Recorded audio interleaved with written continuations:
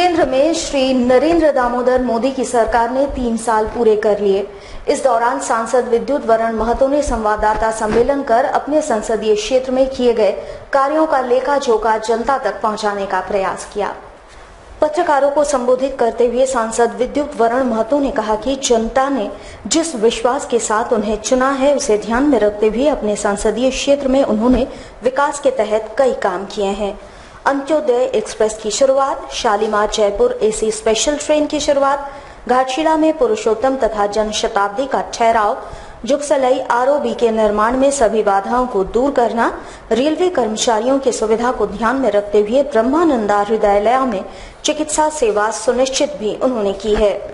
अभी बड़ी अचीवमेंट में जो नई ट्रेन चले बम्बई के से जमशेदपुर से बम्बई, है ना, दीनदयाल अंत्योदय चला। इसके बाद हम लोग ने पासपोर्ट ऑफिस जमशेदपुर में वर्षों पुरानी मांग था, उसको खुलवा दिए।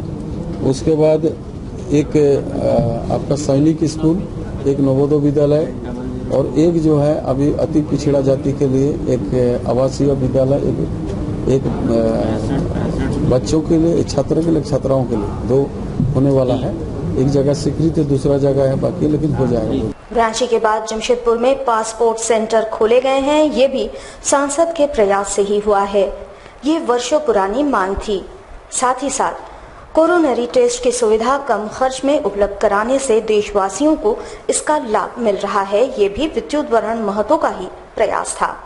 प्रधानमंत्री राहत कोष के तहत असाध्य बीमारियों से जूझने वालों को राहत दी गई है। वहीं धालगुमगढ़ में अंतर्राष्ट्रीय स्तर के हवाई अड्डे के निर्माण का मार्ग भी प्रशस्त किया गया है। जमशेदपुर लोकसभा क्षेत्र के यूरेनियम बहुल इलाके में न्यूक्लियर पावर प्लांट स्थापित करने का प्रयास भी जारी है। जादूगोड़ा माइंस पर प्रधानमंत्री से वार्ता हो चुकी है। इसके अलावा सांसद विद्युत वरण महतो द्वारा कई विकास कार्य अपने संसदीय क्षेत्र के जनता के लिए की जा रही है। ग्रामीण क्षेत्रों में पथ निर्माण तथा राष्ट्रीय राजमार्गों को नया रूप भी सांसद के पहल से ही मिल रही है। वेबसाइट में यही करना है जो हम प्रतिदिन जो वर्क करते हैं, तो बहुत सारे लोग जो है बहुत चीज का पूरी जानकारी नहीं होता, जिज्ञासा रहता है, तो एक थोड़ा बहुत इनके माध्यम से पता चल जाएगा। हमारा एक्टिविटी अब कहीं भी रहे तो इसके माध्यम से चलता रहेगा प्रोग्राम। तीसरा साल में हम लोग देश के उद्योग मंत्री से हम लोग मांग किए कि एंसेलरी से संबंधित एक बड़ा उद्योग यहाँ लगाया जाए, चाहे वो मोटरसाइकिल हो या आप ट्रक हो, बस हो, ताकि ये जो एशिया का बहुत बड़ा एंसेलरी इंडस्ट्री यहाँ पर है, ये ठीक से चले।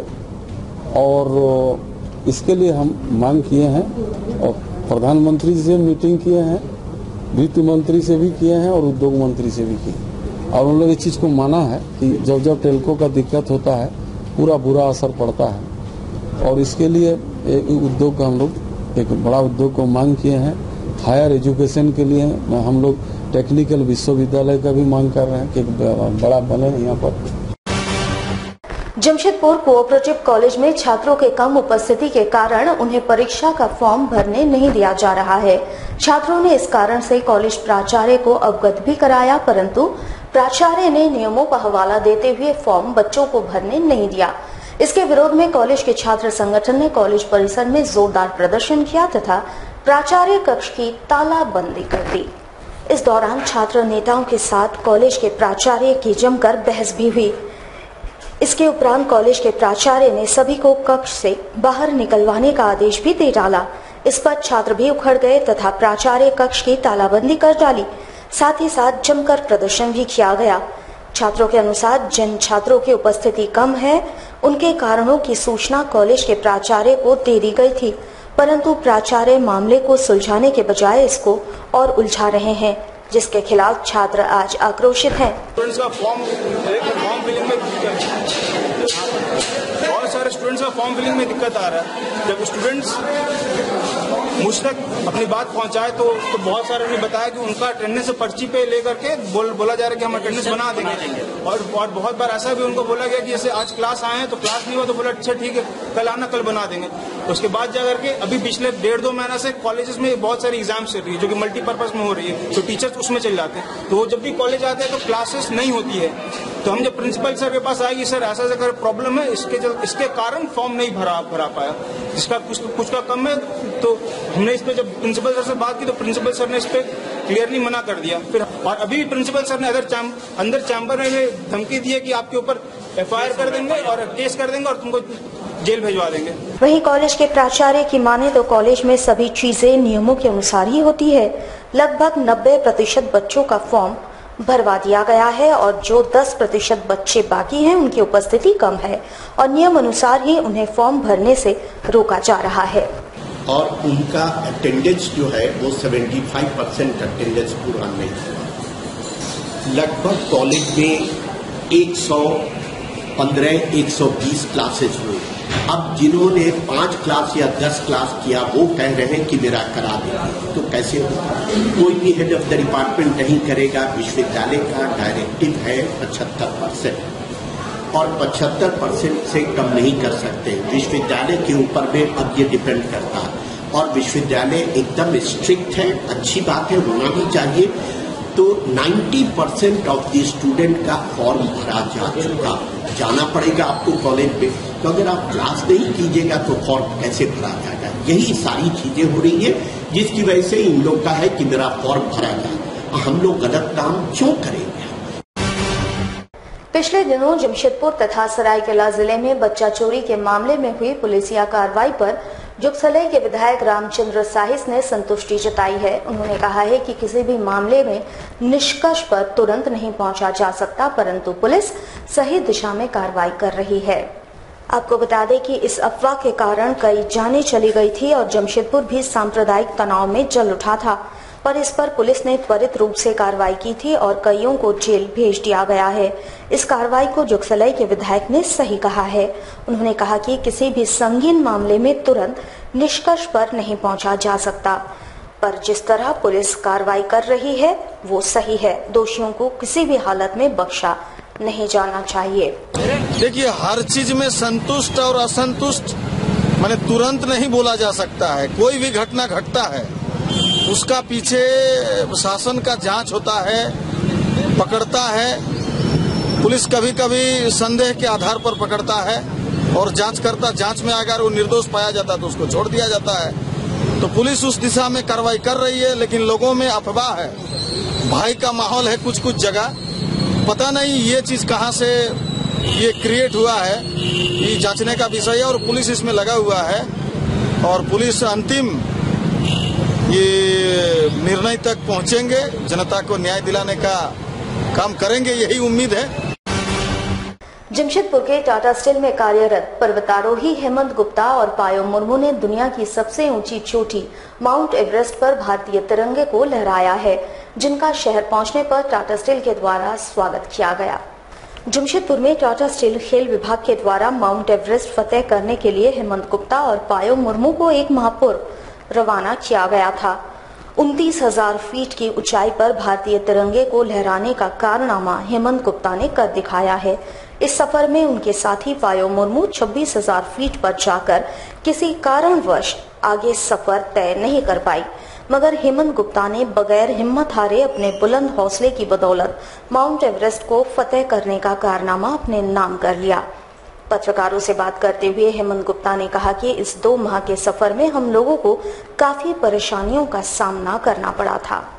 इसके लिए मतलब पिछले 3 या 4 साल से हम लोग प्रिपेयर कर रहे थे और ये एक ओवरनाइट सक्सेस नहीं था। हम 4-5 साल से इसका जब से मैंने Tata steel adventure foundation join किया 2013 से, तब से ही इसका एक प्रयास था। 2015 में अनफॉर्चुनेटली सक्सेस नहीं हो पाया था ड्यू टू अर्थ, बट इस साल सक्सेस होने का काफ़ी अच्छा लग रहा है। जितने लोगों का मेरे को सपोर्ट था, जो बचेंद्री में हमसे जो ट्रेनिंग मिली थी वो अब कंप्लीट करके लग रहा है कि एक उनका भी जो फाइनली जो उनका भी एक ड्रीम था कि हाँ मेरे हम लोगों का होना चाहिए, तो एक्सपीडिशन सक्सेसफुल होने काफ़ी अच्छा लग रहा है।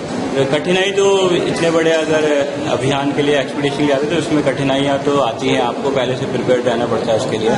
तो जो खुम्बू आइस फॉल है वो एक बहुत बड़ा चैलेंज था और एल्टीट्यूड की वजह से extreme cold conditions, wind conditions बहुत हाई थी, तो उन सब जो चैलेंजेस थे उनको तो ओवरकम करना ही था, तो उसके लिए हम लोग प्रिपेयर्ड भी थे। एंड वेदर कई बार ख़राब हो जाता है तो कई बार आपको पेशेंस रहना पड़ता है, डिसीजन मेकिंग बहुत इंपॉर्टेंट हो जाती है उस जगह पर। आपको high in confidence, high in moral रहना पड़ता है, क्योंकि मुश्किलें तो रहती है। 11 जून को जमशेदपुर शहर के स्कूलों में गर्मी की छुट्टियां समाप्त हो गई। सोमवार को फिर से बच्चे स्कूल वापस पहुंचे और स्कूलों में रौनक छा गई। आपको बता दें कि बच्चों को स्कूली शिक्षा में मिलने वाली सबसे बड़ी गर्मी छुट्टी ही होती है, जो लगभग 1.5 माह से ज्यादा समय का होता है। इस दौरान बच्चे अपने परिवार के साथ बाहर घूमने तथा मस्ती करने जाते हैं। सोमवार को छुट्टी खत्म होने पर शहर के स्कूलों में फिर से रौनक दिखाई पड़ी। सभी समय पर स्कूल पहुंचते दिखाई दिए।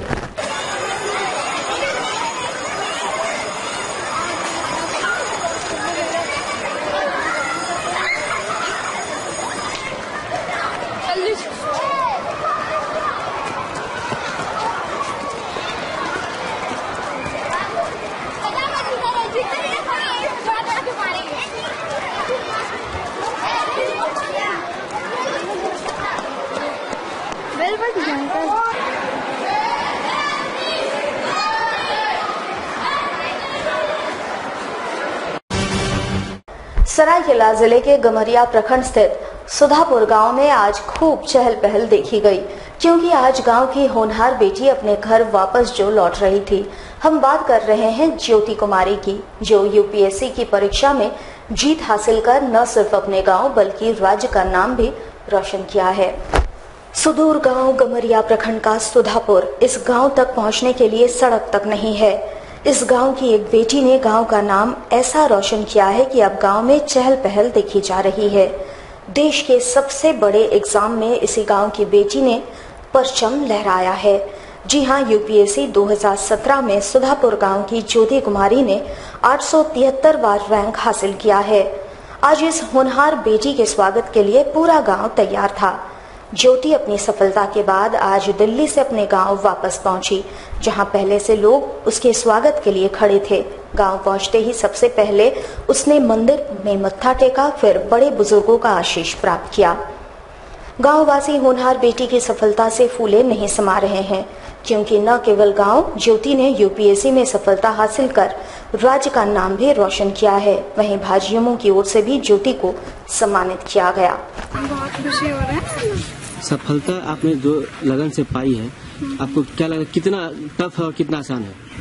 मुश्किल तो है, क्योंकि कंपटीशन बहुत ज़्यादा है, बहुत टफ कंपटीशन भी है, लोग भी इतने ज़्यादा हैं, बट ठीक है, कोशिश करते रहने से फिर सफलता ज़रूर मिलेगी। मेहनत करते रहना है और अपना बेस्ट देना है हर चीज़ में। जो भी आपने सोचा है अपने लिए करने का, उसमें पूरी तरह से झोंक देना है अपने आप को, ज़रूर सफलता मिलेगी। जमशेदपुर में सहकार भारती संस्था के द्वारा 2 दिवसीय राष्ट्रीय अधिवेशन का आयोजन किया जा रहा है, जिसमें देश के विभिन्न प्रांतों के लोग हिस्सा ले रहे हैं।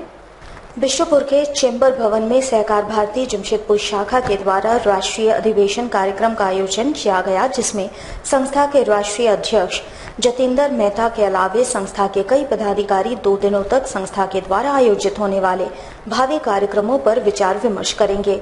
पत्रकारों से बात करते हुए संस्था के राष्ट्रीय अध्यक्ष जितेंद्र मेहता ने कहा कि सहकार भारती संस्था के द्वारा केंद्र सरकार द्वारा चलाई जा रही योजनाओं को जन जन तक पहुंचाने का प्रयास किया जाता है।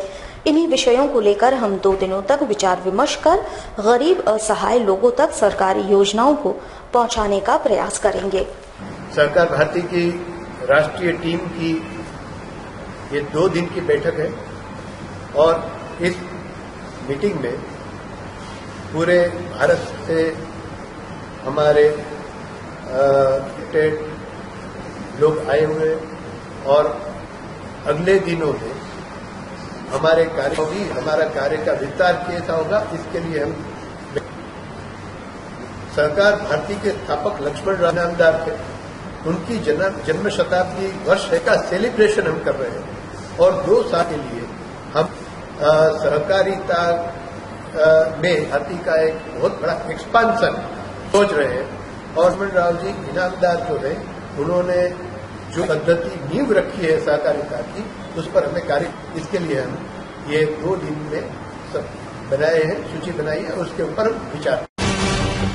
जमशेदपुर के जुगसलाई विधानसभा क्षेत्र अंतर्गत कमलपुर थाना क्षेत्र से पुलिस की बर्बरता सामने आई है, जहां पुलिस ने एक शिकायतकर्ता की जमकर पिटाई कर डाली। इस मामले में पुलिस की मनमानी के खिलाफ क्षेत्र के विधायक रामचंद्र साहिस ने जिले के पुलिस कप्तान से मुलाकात की तथा पुलिस पदाधिकारी पर कार्रवाई की मांग की। बताया जाता है कि शिकायतकर्ता पिछले दिनों अपने मोटरसाइकिल चोरी की रिपोर्ट लिखवाने के लिए थाना पहुंचे थे और जब उन्होंने इसकी लिखित शिकायत थाने में दी तो थाना प्रभारी ने ये कहते हुए शिकायत लेने से इनकार कर दिया था कि उसके थाना क्षेत्र में चोरी की घटना हो ही नहीं सकती। जब शिकायतकर्ता ने इस पर आपत्ति दर्ज की तो थाना प्रशासन द्वारा उनकी जमकर पिटाई कर दी गई तथा उनसे कहा गया कि वो ये कहें कि वाहन कमलपुर थाना क्षेत्र से नहीं बल्कि बंगाल के सीमावर्ती थाने के इलाके से चोरी हुई थी। इस मामले की जानकारी जब क्षेत्र के विधायक को हुई तो उन्होंने इस मामले को लेकर जिले के पुलिस कप्तान से मुलाकात की तथा उनसे इस पर उचित कानूनी कार्रवाई की मांग की। कमलपुर थाना अंतर्गत कांकीडी हाट में एक मोटरसाइकिल चोरी हुआ था। वो आनंद महतो का मोटरसाइकिल था, चोरी हुआ। जो चोरी के बारे में मैंने मोटरसाइकिल चोरी हुआ, जब उसको लेकर के थाना में लिखित आवेदन देने आया तो उसको लेकर के वहाँ के कमलपुर थाना प्रभारी वो इनकार करने लगा। बोला मेरा क्षेत्र में चोरी का घटना हो ही नहीं सकता और बोलो कि तुम ये बोलो कि बंगाल में चोरी हुआ, यहाँ चोरी नहीं हुआ। इसको लेकर के ये आनंद महतो बोला ये कैसे हम बोल सकते हैं, जब चोरी यहीं हुआ तो हम यहीं बोलेंगे, कमलपुर थाना क्षेत्र में चोरी हुआ तो यहीं नहीं बोलेंगे। उसको लेकर उसको काफी पिटाई किया, उसको गाड़ी में चढ़ाया, घुमाया, बड़ी उसको प्रताड़ित किया और मानवीय रूप से उनके साथ व्यवहार किया, दुर्व्यवहार किया, जिसका शिकायत हम लोग वरीय पदाधिकारी से करने के लिए आए थे।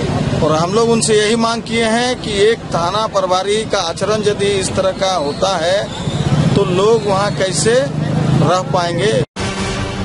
जमशेदपुर के जुगसलाई क्षेत्र इलाके से मसरूद खातून नामक महिला ने अपने साथ हुए धोखे की शिकायत को लेकर जिले के उपायुक्त से मुलाकात की, साथ ही साथ उनके साथ गलत करने वालों पर कानूनी कार्रवाई की मांग की। बताया जाता है कि मशरूद जुगसलाई गरीब नवाज कॉलोनी की रहने वाली है और दूसरे के घरों में कार्य कर अपने व अपने परिवार का गुजर बसर करती है। इनके बच्चे क्षेत्र के ही सरकारी विद्यालय में पढ़ते हैं। इन्होंने बताया कि बच्चों को लाने वे अक्सर स्कूल जाया करती थी और इसी बीच उनकी मुलाकात स्कूल की टीचर नसरीन खानम से हुई। कुछ दिनों बाद नसरीन ने मसरूद को स्कूल का अध्यक्ष बनाने की बातें कह डाली और उन्हें बहला फुसलाकर अध्यक्ष भी मनोनीत कर दिया, जिसके बाद लगातार नसरीन ने मसरूद से कई दस्तावेजों व चेक पर हस्ताक्षर करवाया। कुछ दिनों पूर्व जुगसलाई थाना में मसरूद के खिलाफ शिकायत दर्ज होने की बात उसे पता चला। जब उन्होंने इसकी जांच की तो पाया कि उसके नाम से सरकारी मद से स्कूल बिल्डिंग बनाने के लिए पैसों की निकासी की गई है। जब इस धोखाधड़ी की जानकारी मशरूद को हुई तो उन्होंने जिले के उपायुक्त से इस मामले में मुलाकात कर दोषी पर उचित कार्रवाई की मांग की। इन्होंने कहा कि नसरीन ने उसके कम पढ़े लिखे होने का फायदा उठाया है, जबकि उन्होंने पूर्व में ही अपना नाम अध्यक्ष पद से वापस भी ले लिया था। करने आए हैं कि मुसर्रत खातून को जो आज फंसाया जा रहा है जुगसलाई स्कूल में, गरीब नवाज स्कूल में, नसरीन खानम एक टीचर है जो इसको इनके डुप्लीकेट साइन से वो पैसा निकाली है, करीब 4.5 लाख रुपया स्कूल बिल्डिंग फंड के नाम पर, जबकि ये साइन नहीं की है। और इनका साइन हुआ है कब 2007 में, लेकिन फंड से पैसा निकला है 11 और 12 में। कहाँ का मामला है ये जुगसलाई गरीब नवाज कॉलोनी बस्ती का है, गौरी शंकर। अभी किनसे मिलने आए हैं? अभी हम लोग डीसी साहब से मिलने आए हैं और हम लोग मांग करते हैं कि साइन का जांच हो कि ये किसका साइन है और किसके थ्रू ये साइन किया गया है और ये पैसा कौन निकाला है फंड से, इसकी जाँच करना। बीसीसीआई के कार्यकारी सेक्रेटरी और झारखंड क्रिकेट एसोसिएशन के पूर्व अध्यक्ष अमिताभ चौधरी के खिलाफ जमशेदपुर के पूर्व क्रिकेटरों ने मोर्चा खोल दिया है और अमिताभ चौधरी पर करोड़ों रुपए के गबन के मामले में बिष्टुपुर थाने में एफआईआर भी दर्ज कराया गया है। अमिताभ चौधरी पर मामला दर्ज किए जाने के बाद अब क्रिकेट जगत में एक बार फिर हलचल शुरू हो गई है। इन क्रिकेट खिलाड़ियों का आरोप है कि स्टेडियम बनाने में करोड़ों रुपए का घोटाला अमिताभ चौधरी ने किया है। इतना ही नहीं, जमशेदपुर में भी करोड़ों रुपए का घोटाला स्टेडियम, ट्रैक सूट और क्रिकेट किट खरीदने के नाम पर हुआ है। आरटीआई के तहत इन पूर्व क्रिकेटरों ने अमिताभ चौधरी के सारे कारनामों का उजागर किया है। बिष्टुपुर थाने में एफआईआर दर्ज किए जाने के बाद अब ये सभी पूर्व क्रिकेटर अमिताभ चौधरी की गिरफ्तारी की मांग कर रहे हैं। साथ ही साथ सभी क्रिकेटर मुख्यमंत्री रघुवर दास से मुलाकात कर अमिताभ चौधरी पर कानूनी कार्रवाई किए जाने की मांग पर भी अड़े हैं। वहीं पुलिस पूरे मामले की गहन छानबीन में जुटी हुई है। जैसा कि पता होगा आपको कि सुप्रीम कोर्ट में हमारे केस में सुप्रीम कोर्ट ने जब अनुराग ठाकुर सचिव थे उनसे हलफनामा पे 5 साल का हिसाब किताब मांगा था कि 2010 से 15 तक प्रत्येक राज्य क्रिकेट संघ को कितना पैसा बीसीसीआई ने दिया है। तो आप देखेंगे कि झारखंड राज्य क्रिकेट एसोसिएशन को 196.23 करोड़ रुपया दिया गया है। उस पैसे का किस तरह से बंदरबाट है, ये सारे हमारे मित्र सुनील भाई ने बैंक स्टेटमेंट, ये पैसा निर्माण स्टेडियम बिल्ड के अकाउंट का अलग का अकाउंट है। तो ये सारे जो पैसा, और सुप्रीम कोर्ट ने अपने आदेश में आज के डेट में इसको अब प्राइवेट बॉडी नहीं पब्लिक फंक्शन बॉडी मान लिया है बीसीसीआई और स्टेट क्रिकेट एसोसिएशन को। अमिताभ चौधरी के टीम के चंद चाटुकार लोग, राजेश वर्मा, 2 ट्रेजरर, सेन, सरकार, सिपाही, ये मिल के कैसे गबन किए हैं, इससे बड़ा उदाहरण आपको देखने को नहीं मिलेगा। ये गबन 1 अरब से ऊपर का है। हमारे साथ लगातार जुड़े रहने के लिए आप हमें YouTube पर जरूर सब्सक्राइब करें।